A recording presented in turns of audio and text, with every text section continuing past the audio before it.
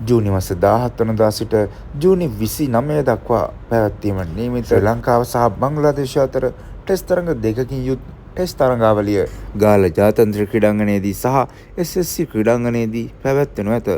Test තරඟාවලිය සඳහා සහභාගී වන ක්‍රීඩකයන් 18 දෙනෙකුගෙන් යුත් ශ්‍රී ලංකා සංචිතය අද දිනේදී ප්‍රකාශයට පත් කළා. ඒ අනුව ශ්‍රී ලංකා සංචිතය වනුයේ නායක ධනංජය ද සිල්වා, පැතුම් නිස්සංක, ඖෂධ ෆර්නෑන්ඩෝ, ලහිරු උදාර, දිනේෂ් චන්දිමාල්, ඇන්ජලෝ මැතිව්ස්, කමිදු මෙන්ඩිස්, කුසල් මෙන්ඩිස්, සොනාල් දිනුෂ, පවන් රත්නායක, පසින්දු සූරිය බණ්ඩාර, ප්‍රභාත් ජයසූරිය, අකිල ධනංජය, තරිඳු රත්නායක, අසිත ෆර්නෑන්ඩෝ, විශ්ව ෆර්නෑන්ඩෝ, ලහිරු කුමාර සහ මිලාන් රත්නායකයි.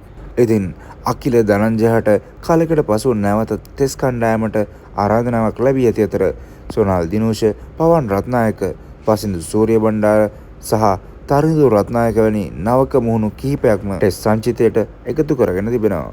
බංග්ලාදේශයේද පසුගියදා තම ටෙස්ට් සංචිතය නම් කර තිබුණේ මෙසේය. එහි නායකත්වය හිමි තිබුණේ නජිමුල් හුසයින් සැන්ටෝ වෙතරයි.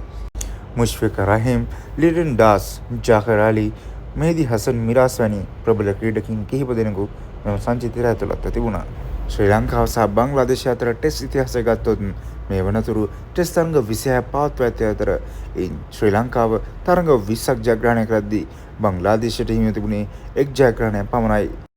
ඉතින් 2025-2027 ටෙස්ට් ශූරතාවලිය සඳහා පැවැත්වෙන මෙම ටෙස්ට් තරඟාවලියේ ජයග්‍රහණය කවුරුන් හිමි කරගනීද? ඔබේ අදහසත් පහලින් කමෙන්ට් කරගෙන යන්න. තාමත් අපිව සබ්ස්ක්‍රයිබ් කරලා නැත්නම් දැන්ම අපිව සබ්ස්ක්‍රයිබ් කරන්න. ඔබට සුබ දවසක්.